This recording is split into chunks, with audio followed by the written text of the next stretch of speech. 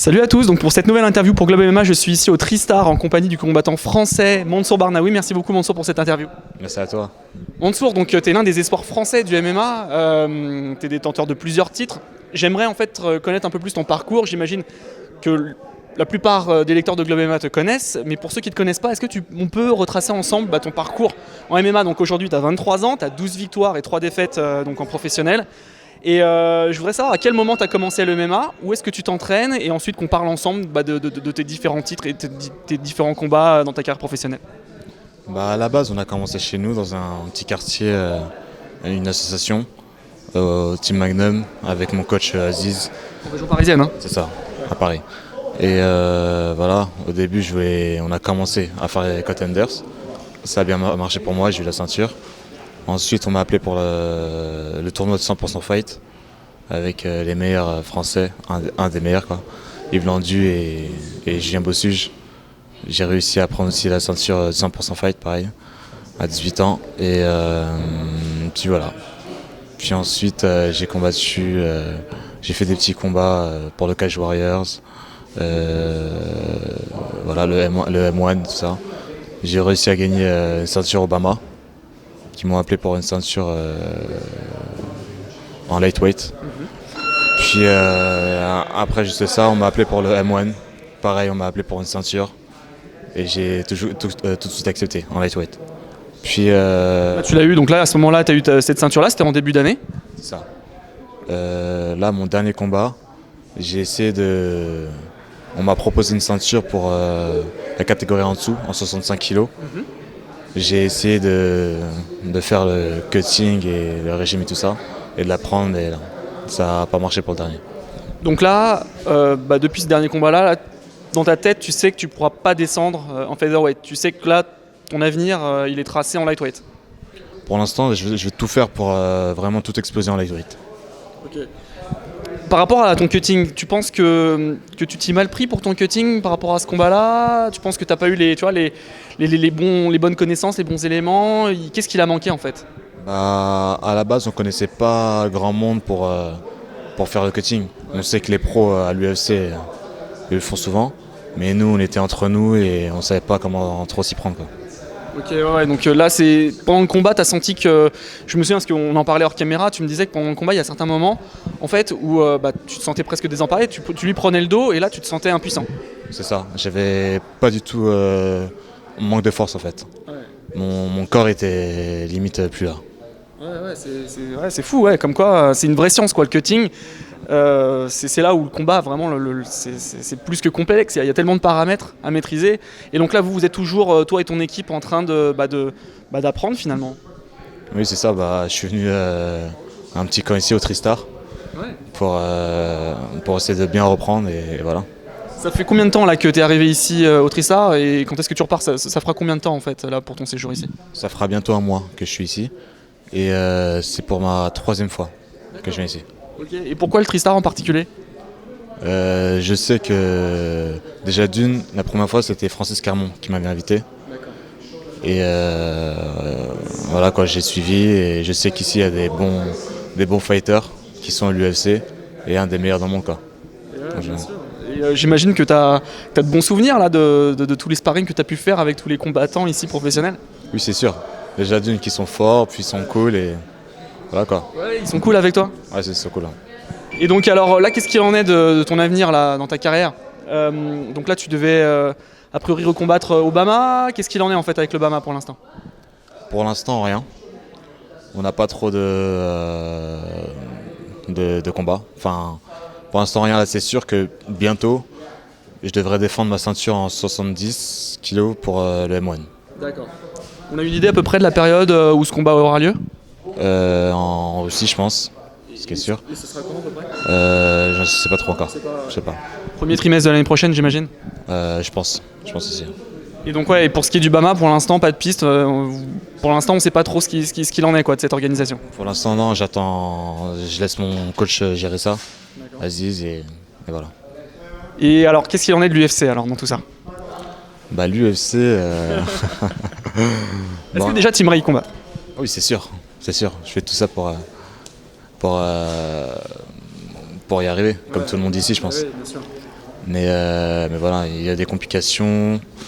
On peut pas rentrer à l'UFC si tu es sous contrat. Et s'il y a des défaites, c'est un peu chaud. D'accord. Et voilà. Tu penses que là, ta défaite là, en Russie là, fait défaut là, dans ton palmarès et dans tes démarches pour aller à l'UFC? Je pense que ça fait ça met une petite barrière pour ça déjà. Donc là, l'idée maintenant, c'est d'engranger donc, de nouvelles victoires. Combien de victoires il te faudrait là, pour commencer là, à faire tes débuts à l'UFC? Je sais pas trop. Comme je vois des mecs ici, ils sont à 2-3 combats, ils rentrent à l'UFC directement. Ouais. Alors que nous, il faudrait vraiment partir jusqu'au sommet pour y aller. Donc tu penses qu'il y a une sorte d'inégalité entre les combattants européens, les combattants nord-américains? Un peu quand même. Ouais. Un peu. Ouais, on espère te voir combattre à l'UFC. Tu fais partie donc des espoirs. On est déjà très heureux de voir donc nos combattants français pour l'instant évoluer. Donc la team donc MMA Factory. Et c'est vrai qu'on serait content, toi, Tom Duquesnoy et d'autres combattants français puissent évoluer dans l'organisation, quoi, parce que vous faites partie de nos meilleurs combattants français. On serait vraiment heureux. Ouais, c'est sûr. Qu'est-ce que tu penses aujourd'hui que tu dois améliorer là dans ton entraînement, dans ta technique? Tu penses que c'est quoi? Plus de la technique, plus de l'endurance cardio, plus du mental? Dans quel domaine, à ton avis, tu penses que tu as vraiment des progrès à faire? J'imagine dans tout, parce qu'on souhaite toujours s'améliorer dans tout. Mais est-ce qu'il y a peut-être quelque chose là-dedans là, que tu aimerais améliorer vraiment? Je pense que c'est un peu de tout, comme on n'est jamais trop parfait, mais je pense que ce serait plus la technique, ma lutte, et voilà. Plutôt ça. Quand tu combats, on voit que tu as beaucoup de cœur. T'aimes bien aller à la bagarre, t'aimes bien, tu vois, rentrer dans ton adversaire. Est-ce que parfois tu te dis tiens, il faut peut-être que je ralentisse un peu, que je gère un peu plus mon combat, que je me livre pas trop, quoi? Ouais, ça peut être bien, mais c'est un mauvais côté aussi, qui fait que je dois aussi prendre mes distances et arrêter de rentrer tout le temps à l'affront et voilà. Tiens, j'ai regardé là, avant de faire cette interview, j'ai regardé ton palmarès sur Sherdog et donc j'ai vu qu'en 2014, t'as pas combattu. Qu'est-ce qui s'est passé en fait donc l'année dernière? En 2014, je devais combattre. En fait, j'étais bloqué avec le BAMA.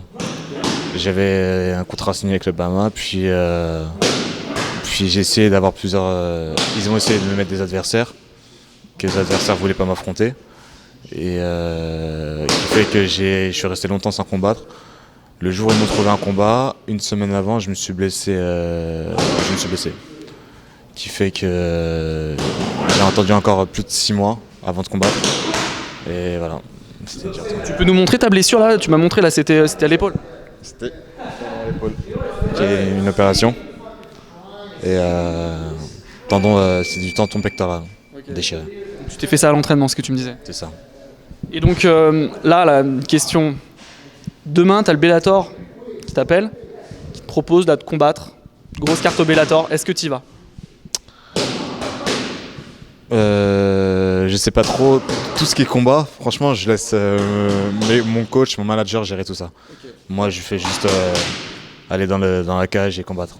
Et là, tu te sens toujours aussi bien là-bas, la Team Magnum, pour tes entraînements? Donc c'est à Malakoff, hein, je crois. Ouais, à Malakoff. Et oui, je me sens toujours bien. Je suis toujours entouré de mes potes d'enfance. On a toujours été pour s'entraîner. Voilà. C'est monsieur Garcia là, qui raconte des choses. Ouais. D'accord, ouais. Bon, et donc là, par exemple, est-ce que tu t'es déjà dit, tiens, peut-être qu'il faudrait que je fasse comme d'autres combattants français, venir passer plus de temps peut-être aux États-Unis et là, comme là, ce que tu as fait, est-ce que tu as songé peut-être à t'installer ici à plein temps à Montréal et de te dire, tiens, je vais venir m'entraîner ici au Tristar maintenant à l'année, quoi? Ah oui, j'ai bien réfléchi et je vais peut-être aussi, j'y songe à m'installer, si c'est possible. D'accord. Tiens, on va parler un peu de tes hobbies. Là, j'ai vu à plusieurs reprises que tu faisais un peu de skate, c'est ça? C'est genre les sports extrêmes, tout ce qui est sport de glisse, ça, c'est quelque chose, c'est une de tes passions? Ouais, je fais beaucoup le skate, le snowboard, BMX. Quand j'ai pas trop de training avec mes potes, on va s'éclater un peu. Ouais, donc c'est régulier, quoi. Je veux dire, c'était pas avant ta carrière de combattant, tu continues toujours de pratiquer les sports de glisse. J'ai toujours fait ça à côté de mes entraînements. Enfin, c'est vraiment partie de plaisir, quoi. Il y a d'autres passions comme ça là que tu vis, mis à part là donc les sports extrêmes ou les sports de glisse, il y a d'autres choses que tu aimes bien faire? Bah. Jeux vidéo, cinéma. Ah oui, c'est sûr. Ouais, jeux vidéo, Ça, cinéma. c'est ça. J'ai un frère aussi qui est vraiment actif dans les jeux vidéo, D'accord. qui fait que je suis un peu parfois et voilà. Ouais, donc tu joues de temps en temps avec lui, t'es plus PC, t'es plus console? Les deux. Les deux. Les deux. T'as un jeu en particulier que t'aimes bien jouer? Moi, c'est plus les jeux de guerre. D'accord, ouais. Call of Duty, alors t'es plus Call of Duty ou t'es plutôt Battlefield? Battlefield. Battlefield. C'est ça. Je suis de Battlefield. Ok, non, bah c'est cool. Bah écoute, ça permet d'en savoir un petit peu plus sur toi, sur ton parcours. Je suis vraiment content de t'avoir eu pour cette première interview.